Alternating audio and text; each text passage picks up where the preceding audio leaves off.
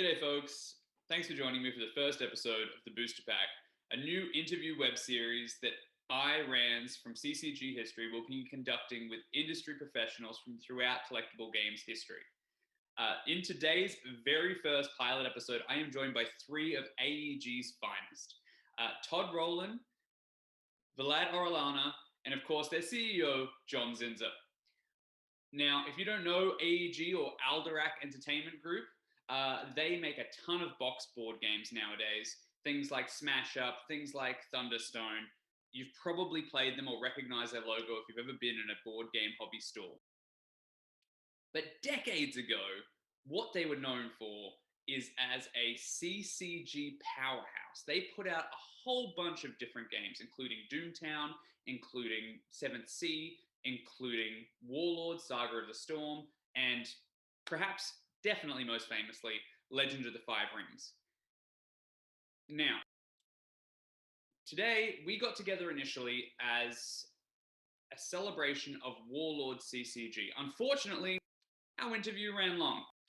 So what I've had to do is I've had to remove the Warlord discussion from this clip episode you're about to see and put it into a different clip. It'll be linked below. So if you want to check out Warlord, check that out. But also stick around for this because we have an amazing interview coming up where John Zinser explains a whole bunch of history about how AEG went from a small-time magazine into a complete CCG juggernaut in the hobby industry. Now, a couple of things to get us started. This interview, as you probably guessed, went a little long. We missed a lot of what we wanted to talk about. And in fact, Todd had to leave halfway through. But no worries, we've scheduled a second interview and a part 2 for a few weeks away. So we can catch up on that. So with that said, make sure you subscribe below. And like I said, check out the other links. There's a bunch of other relevant stuff that we discussed in the interview. And that way, hit the bell as well. You'll get notified when the next episode goes up and any other future episodes. Now, while we're talking about what's going on down there near the comments, feel free to comment. Basically, I want to hear A, your feedback, and B, I want to hear the type of games that you want to see represented on this channel. Now, the things that we need to stick to are just that they're collectible games. Any collectible game or anybody you want me to talk to, I'll go out there and get it for you. Now, with that said, stay tuned. We got a great long interview. At the end, there's a bit of fun stuff as well. John answers some community questions about some of the futures that we can expect out of the franchises and properties that used to be AEG CCGs. And also, there's a fun little game that Vlad, John, and I play to try and save the world and AEG's collectible card game history from the forces of evil. It's silly, it's fun, check it out. I'll probably catch you at a slightly brief outro in this video, and then next time when we do another episode of the Booster Pack. Until then, again, you can find me at twitter.com/CCGHistory. There's a link in the description. Have yourself a good one. Enjoy the interview and let me know what you think. Bye.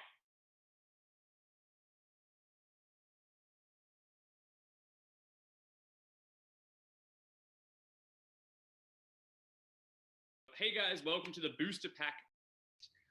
This is a new podcast, hopefully all about collectible card game history, collectible card game play, everything we can think of about collectible games and what that entails. My name is Rands, and today I'm joined by 3 members of AEG who are currently celebrating the 20th anniversary of their game Warlord. We've got Vlad here.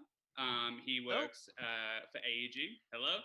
We've got Todd. He's a longtime designer for AEG and has been working almost as long as Warlord's been going himself. Hello, everybody. Say hello, Todd. Yes, hey, everybody. And most of all, probably the one that all of you want to hear the most about is a gaming legend, basically, a champion of tabletop.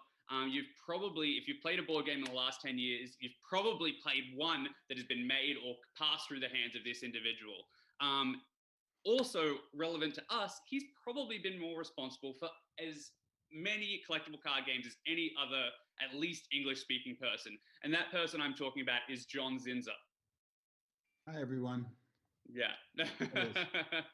He's modest. That is quite a lead up to my conversation. I'm gonna have to be on point today. All right. Well, I mean, it's your story. I'll take it easy on you. John, basically, what I want to know is we all have an origin story because we're all our own hero. What's your gaming origin story? How did you start playing games? Tabletop. I started playing tabletop games when I was 14 or 15. My best friend at the time, his sister, bought him the blue Dungeons and Dragons starter box. And, okay. It was just Dungeons and Dragons, not Advanced Dungeons and Dragons. And we started playing D&D from that. That was before dice. We used to have to put numbers in a little cup and draw them out, chits out of the cup to figure out what the randomization was. Wow. What, 1 to 20 in a cup? There was 20 chits in a cup, and you would reach in and pull one out, and that was the number you rolled. That's fantastic. We started playing in a small group, me and his brother and him, and then we met another group of people who were, in a different social group who were also playing D&D. So we sort of created a mega group of like 8 of us, and we played Dungeons and Dragons until I was 21, I think. So 6 or 7 years of playing D&D, and the entire time that I did it, I always thought, I'd love to open a game store, and I asked my parents quite often to try and fund me to do it, and the best thing they ever did was said no. Sometimes it's the best thing a parent can do. Absolutely. I was going to ask then, how do you go from dreaming about simply opening a game store to being involved in the industry and in such a larger way?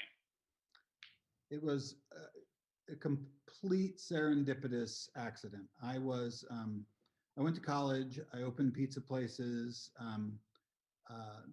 then I got out of that business and went on and did a couple of other things. I ended up with a marketing company doing golf marketing.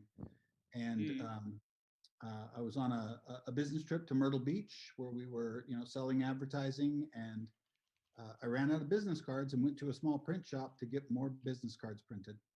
And on the counter in that shop was a copy of Shadis magazine, which was being self-published by Jolly Blackburn in his spare time out of the back of the print shop.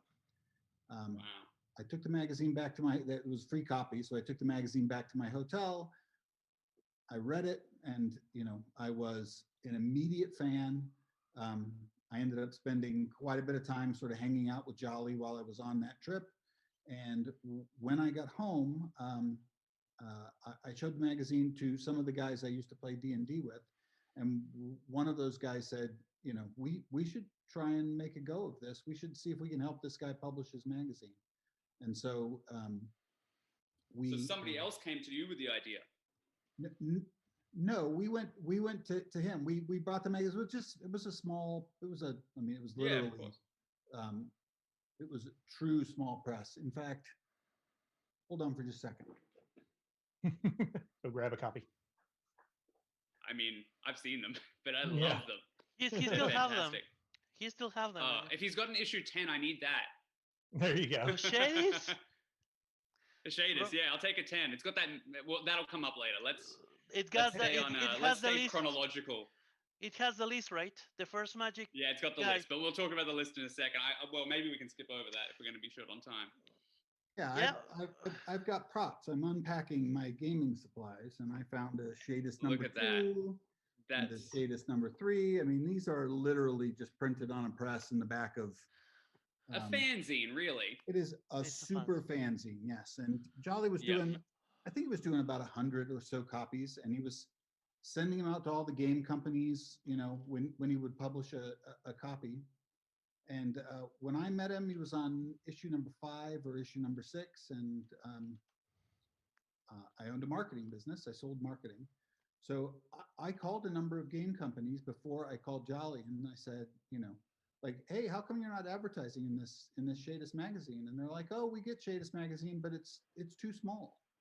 Like it's smaller than your normal magazine. Yeah, and physically it's too small. Yeah, and it doesn't have enough distribution for us to make a special ad for it. So, and I said, so if I made that magazine 8.5 by 11 and up the distribution by just a little bit, you'd buy ads? And they're like, oh yeah, we love Jolly. We definitely do that. And so, I called them and said, hey, I think I can sell advertising in a bigger version of your magazine. Do you want to give it a shot? And he said no at first. He said, no, I'm sort of happy doing what I'm doing. And it took him about 3 months to come around, and he called and he's like, well, maybe, let's give it a shot. I didn't realize it was such a slow burn. Yeah, it took us about a year to get into the magazine. We finally got our first issue out as a team. It was Shadis number 9, and we took 10,000 copies to GenCon to give them away. And go ahead. And that's an amazing feat, 10,000. But that's at GenCon 93, am I right? I think that was at GenCon 93. That was before that was the same year that Magic happened. Yep. Wow. So okay. We got there and we had a 10 by 10 booth, and the booth was just literally magazines stacked floor to ceiling. And we thought that people would just come walking by the booth and we'd hand them out, and that didn't happen. We after halfway through the first day, we realized that we were going to be taking home 8,500 magazines. Wow. And so we figured out where all of the people were. They were in lines all over these. And when GenCon was in Milwaukee, it was held in all different. It did the main hall, but the gaming was all held in different places. And there were queues for the role-playing stuff everywhere. And so after we realized that those people were never going to come and walk by the booth, we started taking bundles of magazines to them and handing them out. So, that first Gen Con was a gigantic workout. We did end up giving away all 10,000 magazines. And while we were there, we got the Magic the Gathering checklist. And we published it in Shadis number 10, the first checklist ever published for Magic, and we sold 10,000 copies. Okay, well, let's talk about that, because that's a huge feat to do, especially because for those who don't know, at the time, Wizards didn't tell you what you could get in a Magic booster pack. It was just 300 cards or plus 300 cards, they said, that you could open, and it could be anything. There was no internet post that said, this is the rares, this is the commons, or anything like that. And what Shadis did is Shadis came along and published that for people. So people, it was almost like, it was a holy text for a little while for a lot of Magic players. How did you guys achieve that? Like, did you just buy a whole bunch of boxes? Because at the time, again, for new people, there was no rarity on the cards. They were blank-faced. You couldn't tell a common from a rare. I don't remember who we got the list from.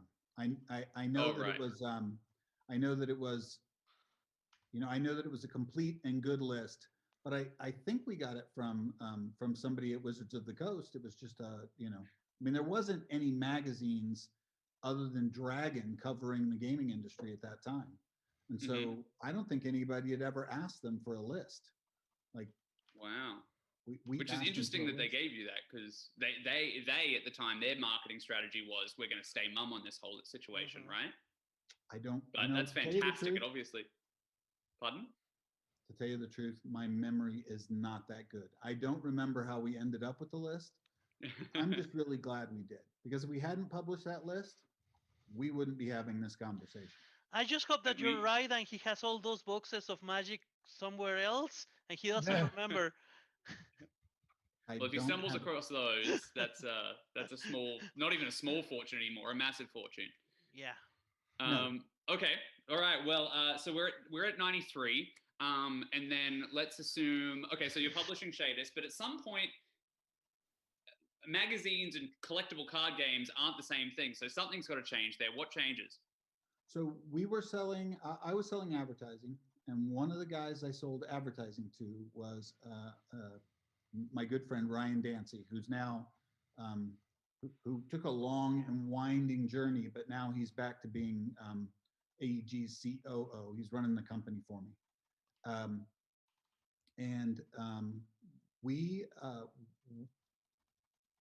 he came to GenCon '94. That's when the CCG craze had sort of started, and there were announcements about CCGs, and we walked the hall and sort of saw what was going on. And while we were there, we sort of agreed that we were going to give it a shot. We were going to try and make a collectible trading card game, and we do it together. His company in Seattle would partner with our company down here, and we would create a collectible trading card game. So in that moment, you, from meeting him within minutes or hours, I guess, you decided that this was going to be a gambit you guys were going to take together? Yeah, so Ryan tells the story like this. He says, I came to Gen Con 1994, and I reached across the AEG table and shook John Zinser's hand, and he pulled me into the gaming industry, right? So yeah, it's a great dramatic sequence. Yeah, we are, Ryan and I are kindred spirits and nearly complete opposites, right? So we are definitely a yin and yang couple. And so we said we were going to make collectible trading card games. And when we got back home, we ended up having a big meeting at the AEG offices where we sort of outlined what game we wanted to make. And again, no pictures from this era, but during that first meeting, we put samurai, cowboys, and pirates up on the whiteboard, and we ended up making all three of those games. Yeah, I was gonna say they sound like familiar themes. Yeah, and samurai was the one that went out. We had 7C Doomtown. Yeah, well, we were, and I have been very lucky when it comes to attracting the right kind of talent to the moment, right? So at that time we had I won't go into the weeds on why, but Dave Williams started working at the company as an intern for nothing. I mean, it was just like, he didn't want to go work in the real world, so he took a fake job with a game company that didn't exist, and he was a top level Magic player at the time. His college buddy DJ just started showing up at our condo and helping Jolly with the magazine. We found Matt Wilson working in a game store. I don't remember how we ended up with John Wick, but Matt Wilson brought Matt Starosik. We had Ryan, so we had a dream team of like 8 people, and all of them were, they were the right people at the right time, and they loved samurai. They loved the idea of doing the game as an interactive storyline game was originally came from a big marketing meeting that we had, where we're like, how are we going to sell this game? We can't give away money, right? We don't have enough money to give away prizes for tournaments and for other things. What if when we had an event, players could decide what happened to the characters and they could move the storyline along. And John Wick and Matt Wilson and Dave Williams, they just ran with that idea, right? They turned that into the first story arc for Legend of the Five Rings. We had originally, I'm rambling now. Doesn't take long to get me rambling. I mean, if we had unlimited time, I could just sit here in awe. But you have knocked out about 3 cards, so that's great. We had originally conceived that AEG was going to be a company that did story arc games. So the original promise that we made in like the first ad for Legend of the Five Rings was, the story ends at Gen Con 1996 or whatever. This is a visual medium, so let me stop you there. I have a prop too. Oh, I believe that's this ad. So down here, I don't know if anybody can see it. It's the story ends at Ends at GenCon GenCon 97, 99. but it begins in September 95. So this is the original press ad or sell sheet for L5R, and that's absolutely amazing because Yeah. you look at that and you feel like you've got an entire story waiting for you to jump into. Yeah, and we didn't, you know, the reason why we landed on storyline was because all the people working at the company had sort of gotten their start the same way I did. We were all role-playing game nerds, right? So we were infusing our role-playing game roots into, you know, into the card game. Absolutely. Sorry, my voice goes. That's all right. Yeah, drink some water. I'll give you a second. That's stuff of legend, really. So one thing I do want to touch on is you guys are obviously making this game. You're putting it together. There's ideas booming around everywhere. You start to put this game together, and it is, I mean, it's an amazing game. I've played it.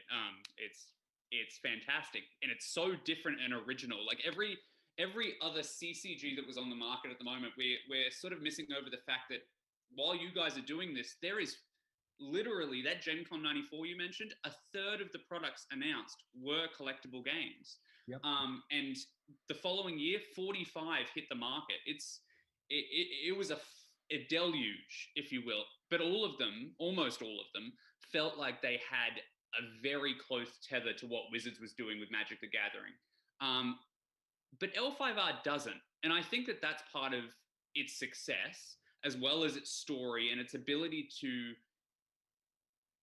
really get that engagement from the players. You don't put down a game like L5R. You're like a dog with a bone if you get it. Yeah. If you we used to describe that moment.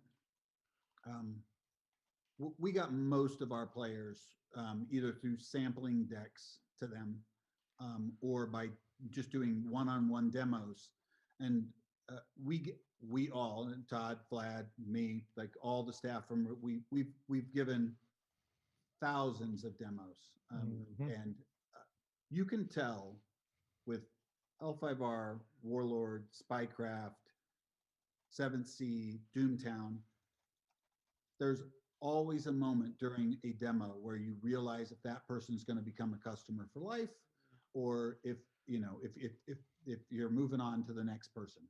But when you connect with somebody for a demo for one of our storyline games, it was a light bulb moment.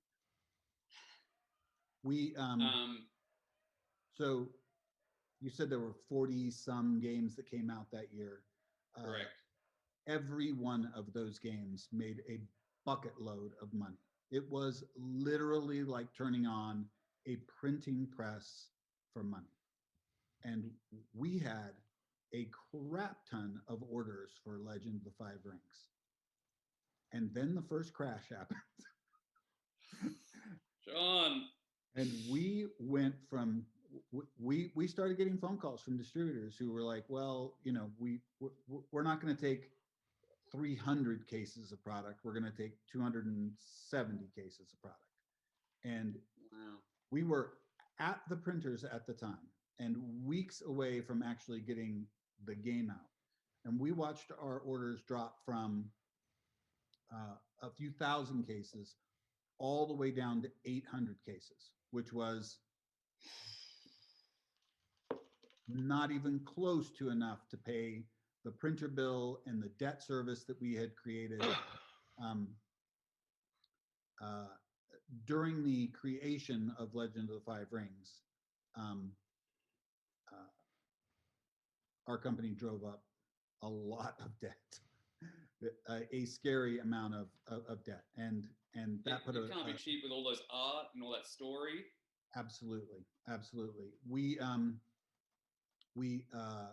And Jolly and I had like a stress falling out, right? Like our business broke up, and like we split up before Legend of the Five Rings shipped.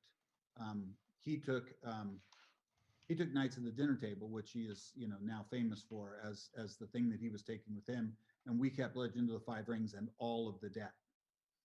Jolly cashed out, essentially. Yeah, I mean, it was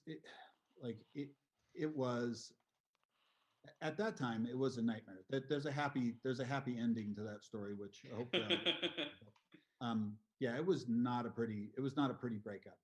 Wow.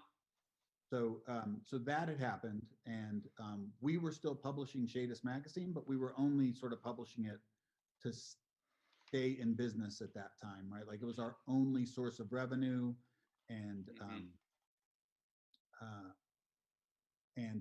so when Legend of the Five Rings finally shipped, it barely covered its costs. It did not do what we thought it was going to do, which was put a bunch of money in our bank accounts and pay all of our bills, and we were going to be, you know, off to the races. And the only asset that we had at that time was the manpower of the company, and the fact that we had 1,200 displays of Imperial Edition, and you know, they were paid for. And so we created my marketing roots, and you know, Todd's a marketer and Vlad's a marketer.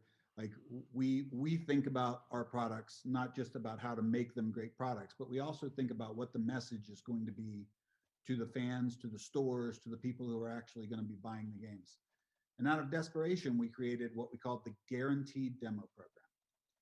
If you purchased a display of decks and a display of boosters, we guaranteed that you would get a demo in your store. A personal demo? So in a lot of cases, it was definitely a staff member. We did a lot of that stuff ourselves. Okay. But we had through the only way that, so we didn't have a whole bunch of money to market L5R. So the way we were marketing it was giving away demo decks. And we had people who were like, sit down and would do a demo, and they would say, well, can I play again? And we would say, well, if you will sit here and teach somebody else to play, you can play all weekend. And so we, at all the conventions we went to, we would just have, you know, our bounty hunters, the people who had fallen in love with L5R, just became, you know, they would just turn around and sit at the table and teach other players. And a terrible metaphor for our times, but it was contagious, really. Yeah, a terrible metaphor, but it was contagious. But it was a slow, hard burn. Wow. Grassroots. So Ryan and Brian's partners were the money that was allowing us to publish the game, and we were doing all the legwork. And you know, after Imperial Edition sort of barely broke even or lost money, his partners were like, well, we're not footing the bill for Shadowlands. We're not going to. Wow. We're not writing. This is the ISO Media, the Seattle people. Absolutely, and you know, they are. Yeah, there you go. Thank you. I didn't even mention ISO Media. You know more about our history than I do. He's done his homework. Yeah. So we had planned on publishing the Shadowlands, you know, 3 or 4 months after the base game came out, and it took a lot longer than that. And I actually think that delay was part of the reason why L5R survived. So, you know, lucky that I ran into Jolly and loved Shadis magazine. And it was probably lucky for us that we couldn't get that first expansion printed so quickly. We did a crap ton of demos. And at some point during that process, we met one Todd Rowland. I don't remember at what point in the I recognize that name. Arc you ran the Save the Ogres campaign. Yeah. But, you know, that's how we originally met Todd, was as a very engaged fan who was, you know, talking about the game and actively like pushing storyline things to the players and to the fan base. Like, he was like, we need to save the ogres. The ogres need to I'll let Todd tell that part of the story. It was Well, a actually, go testament- ahead, Todd. I wouldn't mind hearing that, because this is something I'm unfamiliar with.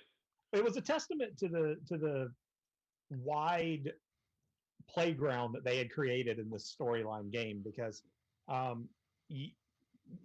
they had made this world that was so expansive, and they had written role-playing game books about it to go along with the CCG, and they had made it so big, and they left these little crevices where people didn't know it yet, but they could insert themselves and begin to change things. And I think that was one of the things that, if I have to take credit for something, I think that's something I spearheaded in the community with Save the Ogres, because long story short, the ogres in the setting were monsters, right, that were created by the evil Kami. And at the end of the first big story arc, the big climactic thing, when they beat him, he was beaten, he was gone. There would be no more ogres. They would slowly die off because he wasn't making any more. So I started the Save the Ogres campaign, like the Save the Whales campaign. And I made buttons and all kinds of stuff that I would give out at GenCon and try to get people to raise awareness for the noble ogres and save them. And it was it was all a goof. It was all for silliness. But at the end of the day, That's hilarious. A lot of people. Please tell me you have those buttons still. I do have Put them. me down for at least 10. Oh, they're somewhere in storage. Yes, I still have some left. But the thing was, it was so funny, and it went on for so long that the story team took notice of it, and they wrote a story at some point where some crab samurai that were out exploring in the Shadowlands found a cave and found what they believed was a female ogre that they didn't know existed before. So, there's females. They can continue. So, it saved the ogres. The ogres got to continue as a species, right? So, but what it did was it showed the community that they could be more engaged than just the card game. The card game could be the vehicle for engagement, but it didn't have to be the end of it. And that was something yeah, go ahead. Go on, sorry. No, I was going to say, as the that's years went on, that's something that we brought more of than the engagement around the card game rather than just the card game. Well, what you say there is so interesting, because John before referred to him and John Wick and DJ and even Dave wanting to bring RPG sensibilities to a CCG game. Mm-hmm. And what you guys basically did is you gave the world an RPG campaign through a collectible card game. Yes, very much. Exactly. And I find that absolutely fascinating, especially when you look at the market leader that is basically just doing the complete opposite, that is almost, at the time at least, throwing their story away as if it was, a Bazooka Joe comic. Flavor text here, flavor text there. They weren't engaging their market at that level. They didn't need to engage their market at that level. Yeah, I mean, that's from desperation comes things, that like the storyline game. And we the real truth about L5R and Warlord and 7th Sea, and our business was only ever 2% the size of Magic the Gathering. Like the industry felt like we were much larger because our presence at conventions, our presence in stores, the people who loved us were the loudest. And like you said, like people, you talk about, CCGs with people, and one of the first things they mention are oh, I played Warlord, or oh, I played Legends of Five Rings. Like it is amazing how many people, how small our actual customer base was, but how influential the success of our storyline games were. Amazing. Looking it back historically, like you would almost, I mean, again, you could probably tell by the lack of wrinkles on my face, I wasn't there to experience it firsthand, but reading back on it, it felt like, and seeing the pictures from GenCon 97, which we'll get to, we're not even there yet. It felt like it was a moment and such a widespread thing. But like you said, that passion drove that interest, and the passion drove that engagement from the fans, and they were vocal fans by the looks of it. Not even further than vocal, they were dressing as their favorite characters. They were cosplaying before cosplaying was the thing that it is today. Yes, that was always very interesting to me, and I was super inspired by how into our game our fans were. I don't know when the big fight between Ryan and I happened about what was going to happen with the L5R story. I know that we'd started working on the follow-up game to Legend of the Five Rings.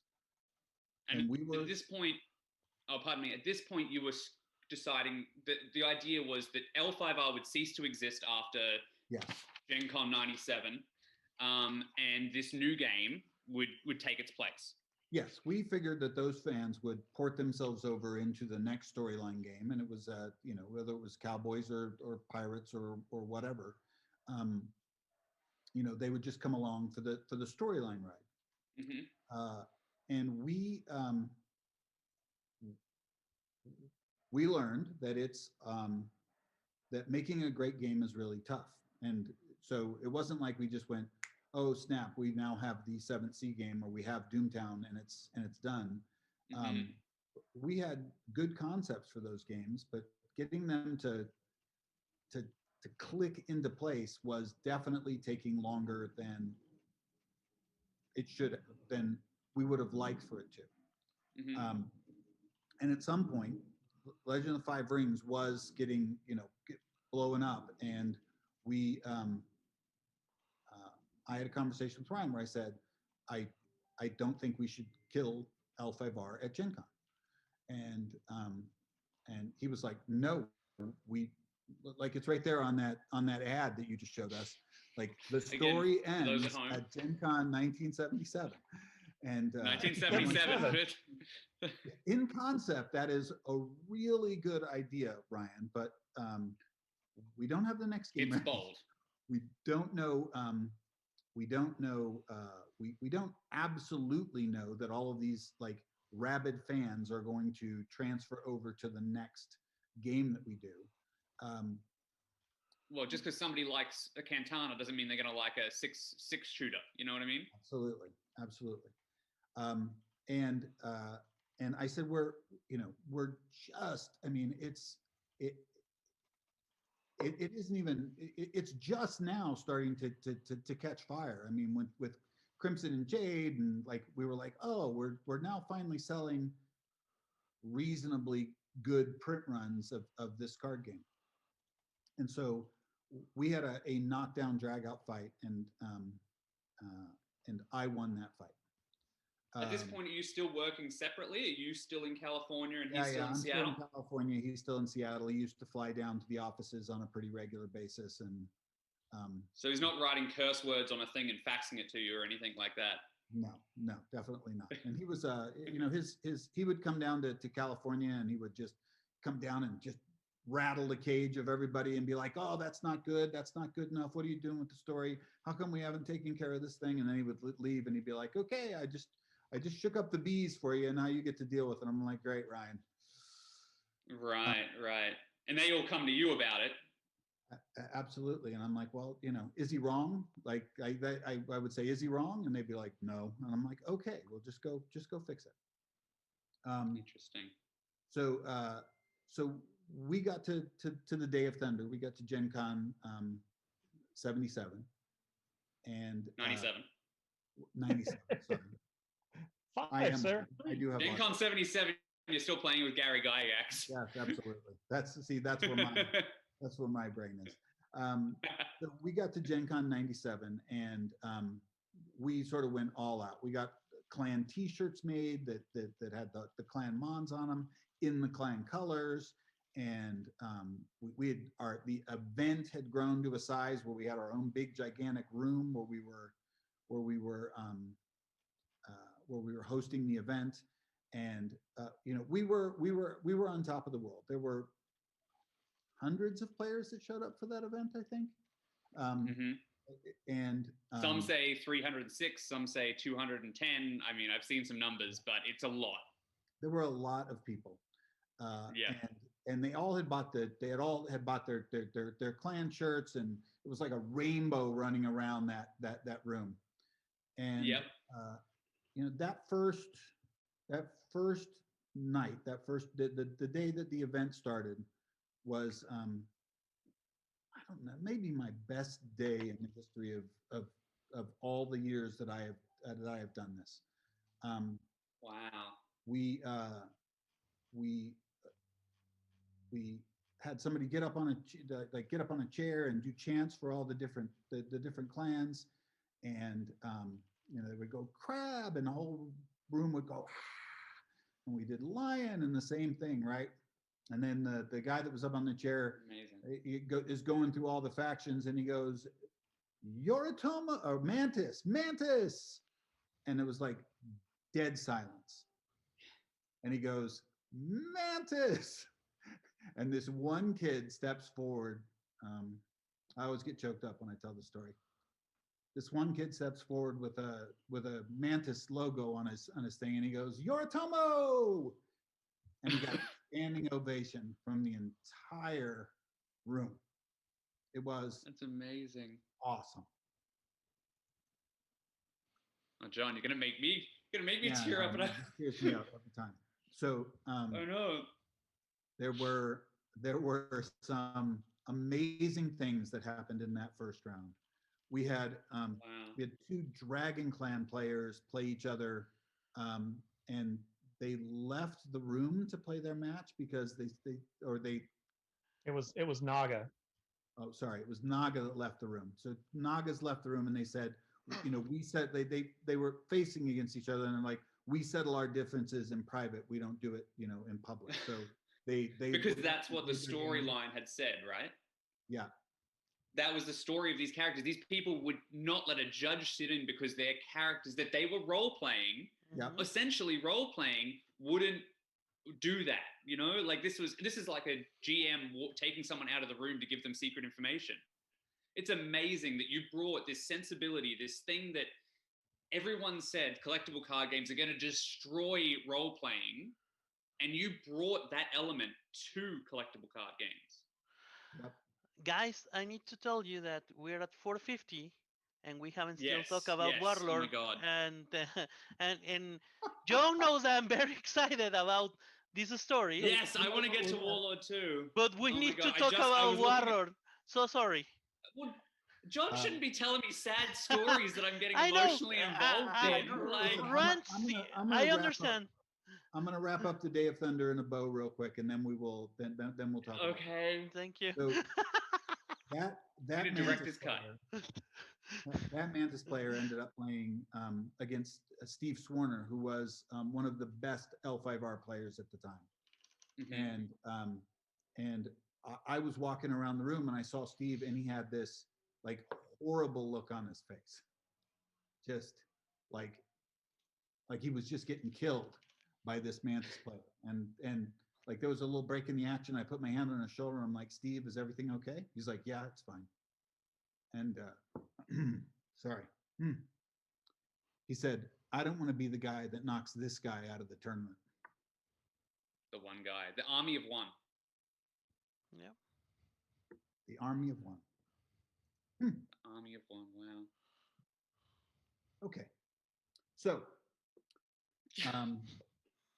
so that first day was amazing. The people played the tournament the entire weekend, and then we decided to move the finals into the AEG booth inside of the hall, which was awesome and something they would never let us do again, because hundreds of people that were not in the event poured into the room to watch the final 16 matches being played. Top 16 inside of our booth. Every time a faction, all of the factions in the game at that time, all the major factions were represented by a player in that top 16. And each time a faction would be eliminated, John Wick would get up on a chair and he would, you know, rip up their thing and tell a little story about, about something that happened to one of their faction members, or the maybe the death of their the big fight that was happening at that time with the Shadowlands.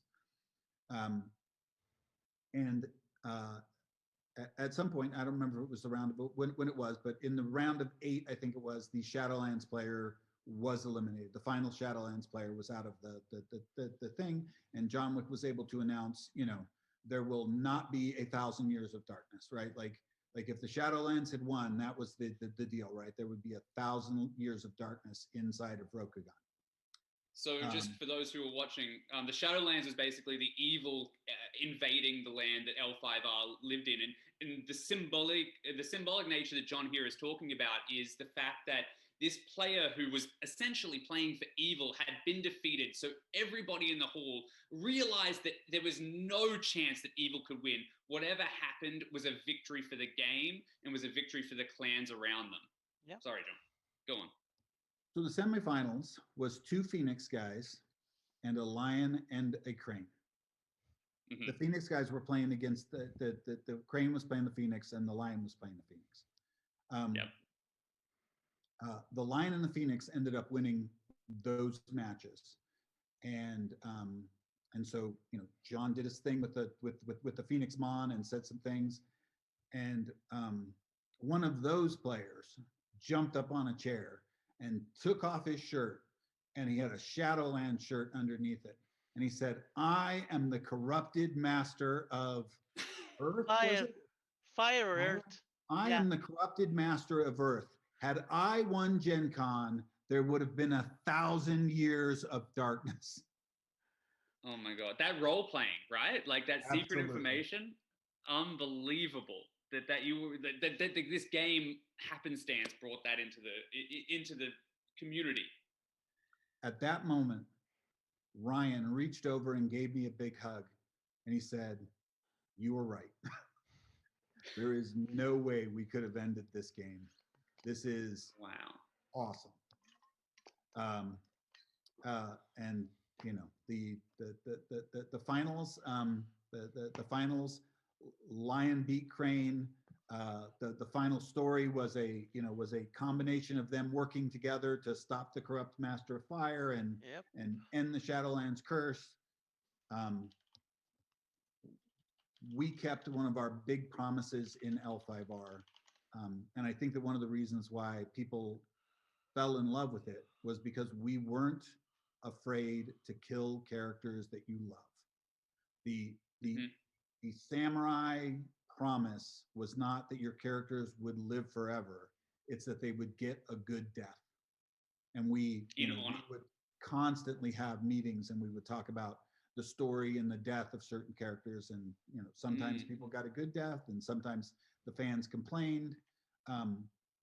But for all of the years that we ran Legend of the Five Rings, that was a key to the storyline team, was that we are going to kill characters, and when we kill them, they need to get a good death. Wow. Okay. Yeah, it's amazing. It's amazing that happened. And then, of course, a game that was supposed to last 2 years literally had a 10 multiplier on it and lasted for 20, and then still lives on in another form nowadays. Absolutely. Guys, I don't know if you guys I'm happy to keep going chronologically, but obviously you guys might have some other stuff to do. Do we want to start wrapping up now? Sure. Did you have some additional questions that you wanted to ask? I mean, I actually am having a good enough time that I would like to schedule another one of these in the near future. And awesome. Okay. So in that case, John, I'm gonna take it to the player's choice in this case. You have 2 options. I can either ask you 3 options. I can either ask you some cutesy fun questions about your time making CCGs. I can ask you some questions from the audience, or we can play a game to save the fate of AEG altogether. Wow. You're a game designer. I have a game here that will. It looks like Glad likes that one. We can see what happens. I want to see where this is going. We have a couple of options here. So why don't we do 2 of those 3? Why don't we answer the questions from the fans, because we always like. I think I like that. To connect with fans, and then we will play Absolutely. the game for the fate of AEG. Okay, fantastic. All right, well, let's do the fan questions first. So I have those handy just here. All right. So obviously these are directly from fans from Facebook groups like Warlord, CCG, and the other CCG Collectors groups. So let's have a look here what we've got. Okay. Some of these may cross over with some questions I already asked before about the future of Warlord and stuff. But Mike Brodu asks from the Dead CCG Collectors group. With the sale of L5R to Fantasy Flight, I would like to know where that left Legend of the Burning Sands. Is that game still owned by AEG, or are only the rules but not the IP still owned by AEG? If so, any chance of an update or pre-built decks for each faction? So the story there is that Burning Sands was not part of the negotiated deal for purchasing Legend of the Five Rings. Mm-hmm.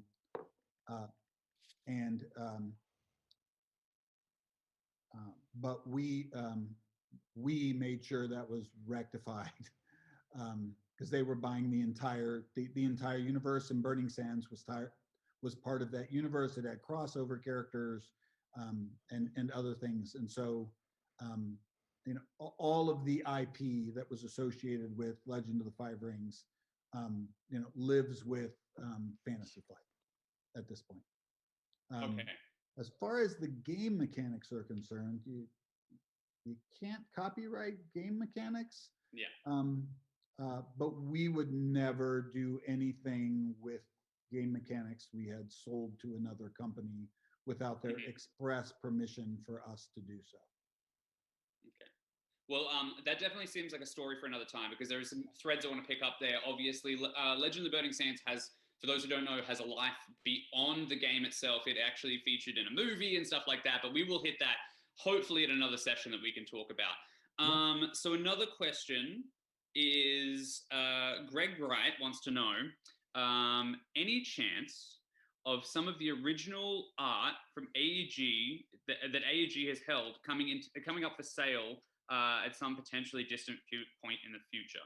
He also, for those who might not know, John had a health scare this year, and he also sends his well wishes. There we go. I had a tumor, folks, 4.5 months ago. That's fine. I don't mind talking about it, because it's a story with a happy ending. I'm here talking. Yeah, right. I mean, absolutely. Well, I mean, this is diverging from poor Greg's question, but when I heard that news, the saddest thing is that I would never get to hear the stories that we've talked about today from you personally. So anyway, obviously, fate. What was the question? What was the question? Sorry, Greg. I apologize if you're watching this. The question was, does AEG have any old art that was for any of their old card games? And if so, are they at license to sell it? I would think it was with the artists, but... Yeah, so we had a number of artists who worked for us as employees, and legally we ended up, we owned the artwork that they did. But when any of them ever left the company, we'd sort of let them take their art with them. We did keep some pieces. I've got Carl Frank's Nasser al-Hate, one of the Medusan Lords from Warlord, and I've got a number of other L5R pieces that I kept. I mean, one of my biggest regrets is that I had access to unbelievable numbers of art at a very good price at the time, and I always thought there'd be another day to get art. So I only ended up with a few key pieces. I can say that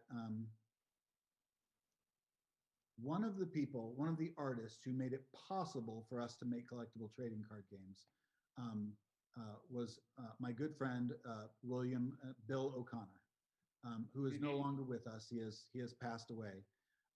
But I have recently been told that they are finally going to have an art estate sale, and he has a whole bunch of old Warlord pieces. I'm sure he has old Legend of the Five Ring stuff, and it's my understanding that that estate sale is going to happen in March or April. So you and I can continue to communicate back and forth on that, Rands. And as soon as I get details on that, we're going to let the whole world know if they want to get, some William O'Connor art.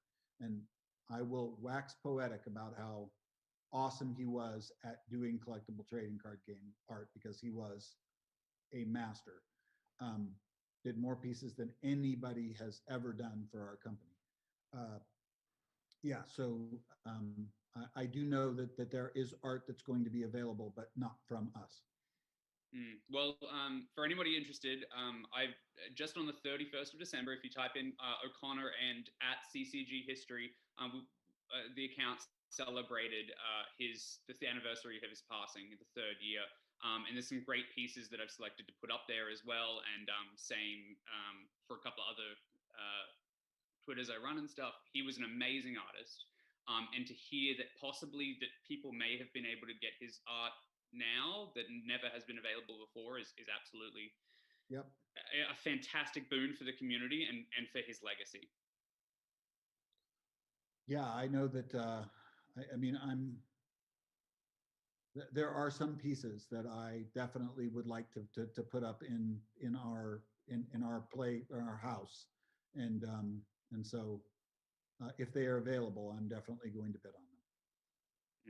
Okay. Well, you might have some stiff competition by the sounds of it, then, guys. If you're interested, right, all the money is going to go to Bill's family, and it's the least we could do. Absolutely. Amazing artist.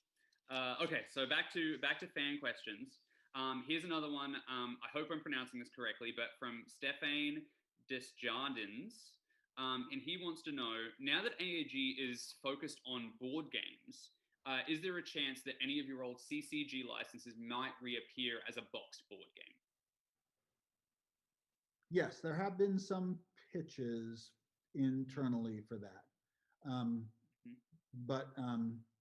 But no games, we haven't played a game associated with those pitches that's good enough for us to say yes to doing that. Like we don't own L5R anymore. We don't own Burning Sands. We don't own Doomtown. We sort of don't own 7C. We could do something with 7C, and we do own Warlord. And I think that a lot of people that want us to bring back Warlord or do something with Warlord, they're like, why aren't you doing this? It's like a cake that is just getting better with every year that it cooks, right? Like a worst case scenario, like it is, break glass, do new Warlord, right? Like, and it's the last of those properties that we have that could be that. So who knows? It's your proverbial parachute, maybe, for a metaphor. Then, like, if you need to, it's there. It's like the Dark Sun universe for Dungeons and Dragons. You know that they're going to sell a lot of that when they finally put it out. Yeah. It's the ace in the sleeve. Let's say it that way, and it certainly is. Okay, let's just see. Maybe just one more community question. There's a ton that I got. So, okay. So here's one. Two more. Great. Cool. I'm bad. Taijin Ko wants to know, when Spycraft was discontinued, AEG had at the time announced 3 further expansions. You may not know, but do you know how far along in their development they were? I think the first one was developed quite a bit, but I don't think we ever got art for it. Okay. Spycraft and 7C and those games we were still selling enough cards to break even or make a little bit of money at the time that we let those games go. And so if we had art and we had already spent the money, we found a way to get those cards published. But again, unfortunately, it's the same sad dat tape story. I can laugh about it now. And it takes a lot to get me mad. It really does. But you would not have wanted to be in our offices the day that I found out that we had stored stuff on dat tapes, lost or damaged those tapes. I was furious. Like by human error, you mean? Yeah, I would say that Wow. we lost a lot of that data because of human error. And part of that human error was, well, we're never going to need this stuff again, right? Like Todd had to make new frames for Warlord for the 20th anniversary set because we don't have those files. Yeah, and everything's an expense when it comes to coming back, right? And some of these things are a niche thing. I think people need to understand. In that case, I'll ask one more question. Scott Church, who runs a website, Category 1 Games, asked anniversary packs. You just said that 7C was something that you still had the rights to. Is that something that you'd be interested in exploring? Maybe. I listen. We're in the we're in the middle of an awesome. When you've seen me cry twice during this interview, so I'm obviously an emotional person. This has been a very emotional week for me and for Warlord, and my stories associated with Warlord are similar to the ones with Legend of the Five Rings.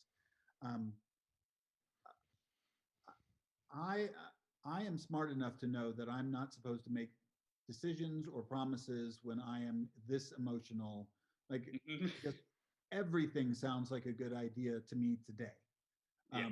But the reality is that we're going to go back and we're actually going to see how many fans actually actually ordered Warlord packs, and we'll I'll write about it, and I'll talk about how well it did and what that means and why we're making the decisions we're making, because I like to be as open with our fans as I possibly can. So I'm not saying that is not something that's going to happen, but I can tell you that there is a gigantic 7C fan base for the role-playing game. One of the most successful Kickstarters in history. They're RPGs. Yeah. And man, I've got good stories about that too. John, don't tease me like this. Oh yeah, we you know what? I do a lot of first interviews where I tell the stories that I told today. I have told those stories many, many times. But if we get together 3 or 4 more times, you will hear stories that I haven't told anyone yet, including Black, who would constantly get a microphone in front of me and try to get me to do the history of Alderac Entertainment Group. Oh my God. Well, today there's about 4 stories that I really wanted to dig into. One that I've only heard secondhand about a distributor claiming that you guys are out of business long before, like back in the heyday. I don't know if you know what I'm talking about, but I don't specifically remember that instance. I mean, I'm sure that my memory could be jogged, but I do think that rumors of our demise were obviously not obviously not true. And distributors and retailers and our industry in general, it's very small, and so rumors back then when they would just fly, and people would be like, oh my God, like high school gossip. Yeah, absolutely. Like high school gossip. Yeah. Okay, so one more question from the fans, just because it's a quick one, and it's basically more of a prompt than a question. But Mike Greenlist wants to know, are you going to finish writing the history of AEG blog series for the website? Obviously, there's been some distractions this year. Yeah, I am. So I was on pretty good pace to do those, and then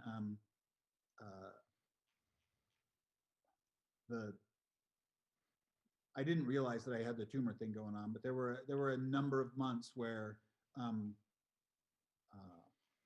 at the beginning of the COVID thing, where I just sort of thought like I'm sort of depressed because I'm on lockdown. Mm-hmm. And as it turns out, I was a little depressed because I had a tumor. So yeah, I actually feel like I'm back to being healthy enough now, and I have written a few of those things. I would expect, maybe by the end of February, my blogs will start back up on a semi-regular basis, and I will continue telling the history of AEG. Awesome. Well, I'm sure that'll make many people, including myself, very happy. But we're going to talk some more about them oral history-wise. So Fans, are you guys ready to... If you have other questions from fans and you just want to ping me on Twitter and ask the questions, I'll be happy to answer those questions over time.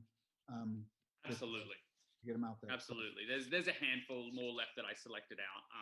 Just please tag us. If you do it, tag us and we will create an echo chamber for it. Absolutely. Okay, fantastic. Well, I'll definitely look into that for at least the ones that I had on the cards today. Now, are you guys ready? Are you guys ready to save? I mean, I didn't realize I was going to be fighting for the fate of AEG today. Right? Well, guys, I mean, allow me, as somebody who's played plenty of role-playing games, allow me to take the role of your GM, John. Nice. Because something terrible's happened. Something terrible has happened, okay? So, Fu Lang has used his dark magic to enter our universe. This is, for those who don't know, this is a villain from L5R. He's used dark magic to enter our universe and gone back to destroy the Legend of the Five Rings franchise. But to do that, he had to take and gobble up every CCG that AEG has made since and take it away. He's keeping them locked up. The only way to defeat his evil magic is to answer his riddle game, which for some reason he's called the name game. So basically what he's asking you to do is fight his minions. One of each will give you a riddle about whether the words that they give you is the title of an AEG collectible card or if it's something else entirely. Oh, I'm going to be so bad at this game. Okay, so many things before my time, but I'm going to fight it. Yeah, I mean, team up, guys. So there's also a bonus point. So I'm going to give you an extra point. All you've got to do is get 9 points out of 18 questions, and you are going to defeat Fu Lang. Okay. He's going to go down. So basically, for a bonus point, if you can tell me what game it's from, if it is a card, or what it really is, if it's not.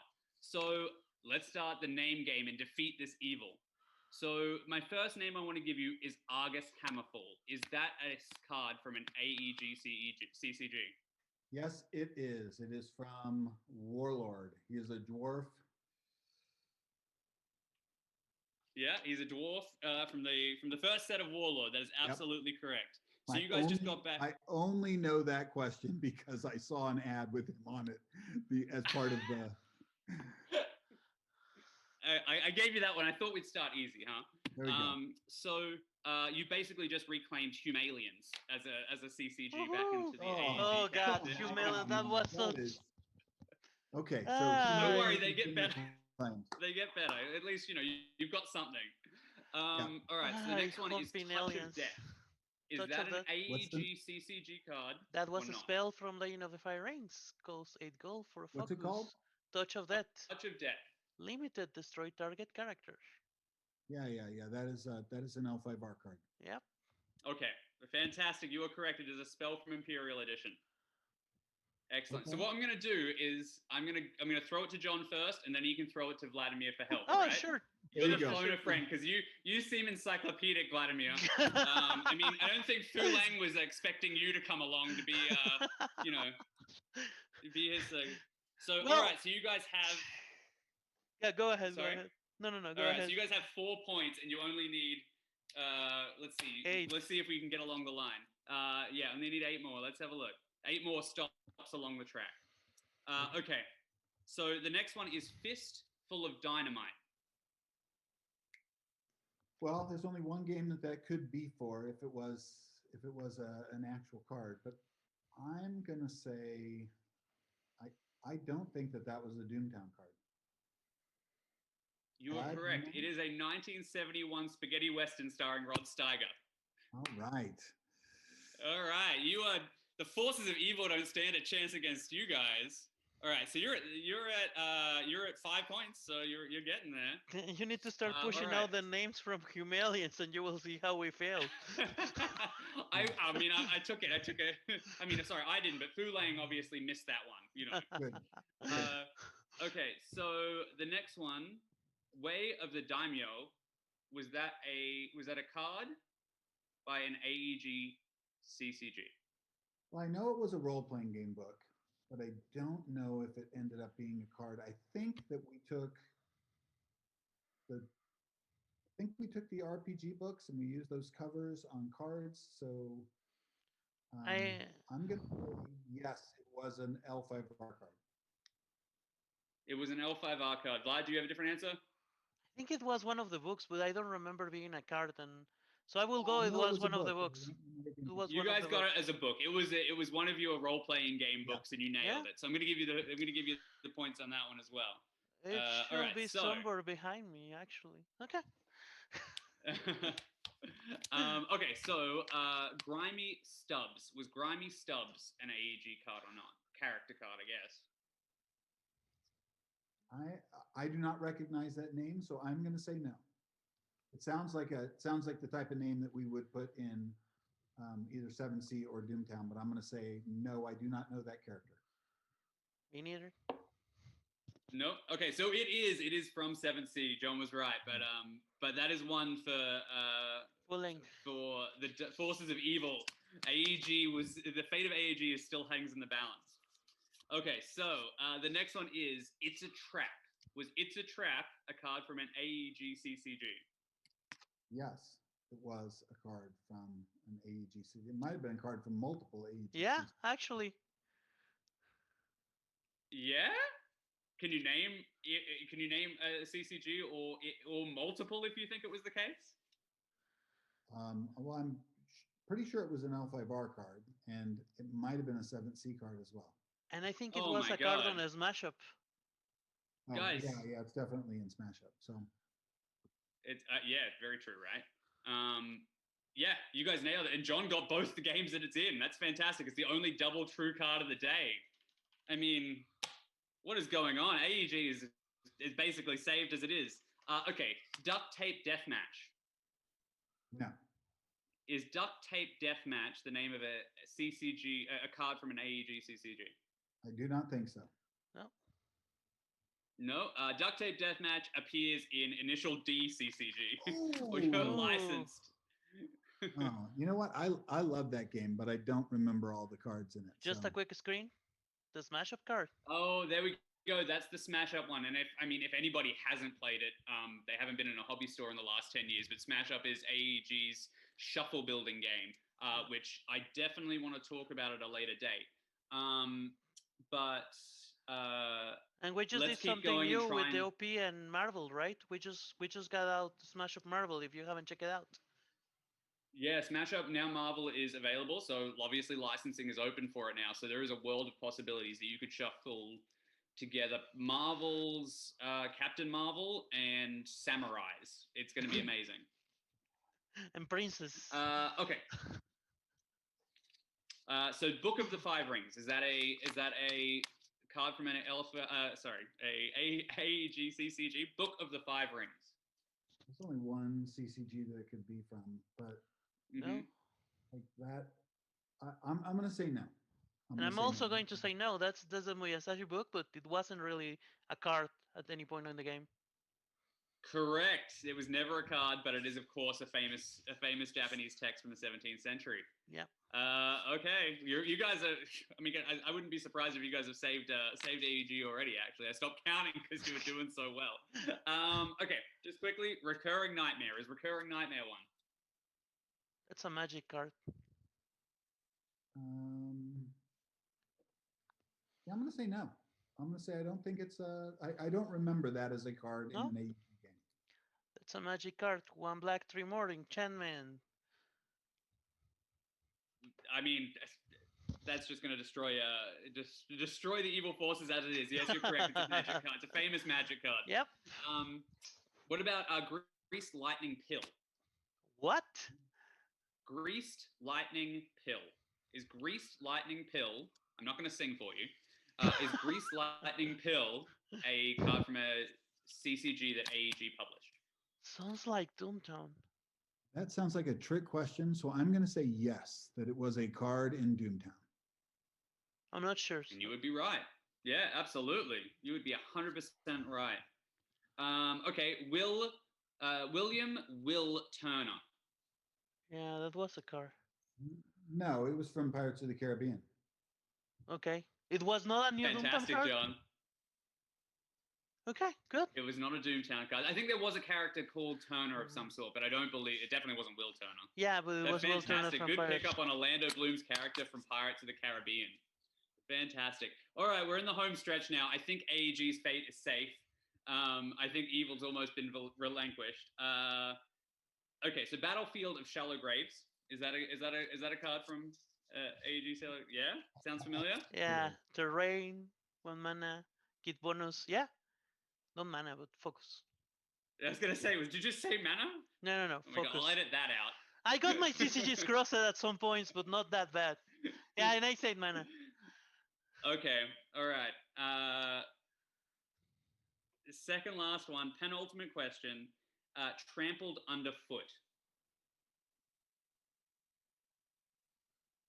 Oh, we had some long. We did not have trouble naming our cards that way, but I'm gonna say no. I don't think that was a card. Neither. I don't think it was a card from us. Fulang would be devastated to hear that answer because you're right. It's a 1975 song by Led Zeppelin. One question. One question left, and we can all go for now our separate ways. Luen Moonstone. Is Luen Moonstone a character from AEG CCG? I don't want to get the last question wrong. Then you've done well so far. I think you've nailed it. I don't think it was one. Maybe We one. got one. We got one. We got one wrong. Yeah. I'm going to say, and that does sound like a character from one of our games, but it also could be a character from a science fiction novel or movie. So I'm going to say, would you end on a no? I don't know if you would end. You're checking my poker face now, are you, John? I do play. I do miss poker. Don't check me. It's Fulang who. I'm going to say yes. It was a character, but I don't know which game. It just sounds like it. Like it. You know, we made 10,000 names over the course of our 6 storyline games. That sounds like the kind of name that would end up. Luen Moonstone is a character, and do you want to take a guess at what it's from? Not from 7th Sea. I don't think it was from Spycraft. I'm gonna say 7th Sea. Okay, Luen Moonstone appeared in Warlord, and in the set that you designed, John, it appeared in Dominance. I didn't name any of those characters. I didn't think you did, but nice. All right, well, you guys saved the fate of AEG, and history is rewritten. There you go. Congratulations. I wish I had my Shadowland shirt underneath the sweatshirt because I could jump up on my phone and say, if I'd have got this question wrong 1,000 years ago. Yeah. There you go. That would have been hilarious. You would have played me then. Yeah. But that's an old hat. People were doing that in the 90s. One of the things about early L5R or L5R in general is we didn't have any. So naming the game Legend of the Five Rings was just weird to name a game that had that long of a name title, and we weren't afraid to put phrases as the title of cards. I think my favorite card we ever did was an L5R card called "Be Prepared to Dig Two Graves." Like I just like the whole thought of that, of that moment. Wasn't that? That's a quote from the story, isn't it? Yep. From maybe the Day of Thunder even. Yep. That's amazing. That's fantastic. Well, you guys definitely saved AEG. I gave up on my my player track there a little while, my tableau. Just before we go, I just wanted to actually, interesting you should say that. Last little fact for anybody watching. Apparently, the one piece of advice that I heard Peter Atkinson, owner of Magic, gave you was shorten the title Legend of the Five Rings, or a piece of advice he gave you. He gave us two pieces of advice. We took one of them, which was print a practice sheet. Mm-hmm. If you don't know how to print collectible trading card games, you're going to make mistakes. You're gonna like print a practice sheet, which we did, which is sort of a famous promo sheet. We printed demo decks on one sheet, and we put the first promo card, the Naga guy, whatever that the Naga Abomination was on the bottom of that sheet. And then I think he told us that we should shorten the name. So we flipped a coin and got it right. We took the advice to printing a practice sheet, and that we learned a lot, and it was very beneficial for us to have those demo decks before the game came out. And we kept Legend of the Five Rings, which as famously became L5R. So yeah. And now it is the legend of the Five Rings. Absolutely, the legend of the Five Rings.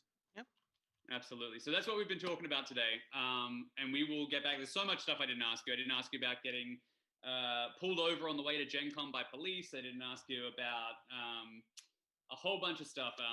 We didn't even mention Five Rings Publishing Group the entire time. Yeah, well, the Five Rings Publishing Group only became a thing after near the where we're at in the story. So yeah. So we'll pick up there. I mean, there's so much more to cover. Thank you so much for your time, guys. And there's so there you have it. The very first episode of the Booster Pack. It was a little rocky and the audio's a little scrappy, but that's going to improve in episodes to come. Thanks for joining us again. Remember, comment below, feedback, and the games you want to see. And if you have any other questions for John, either comment here or tag me at CCGHistory on Twitter. Thank you so much. Have a lovely one. I'll see you next time. Until then, keep shuffling. Bye.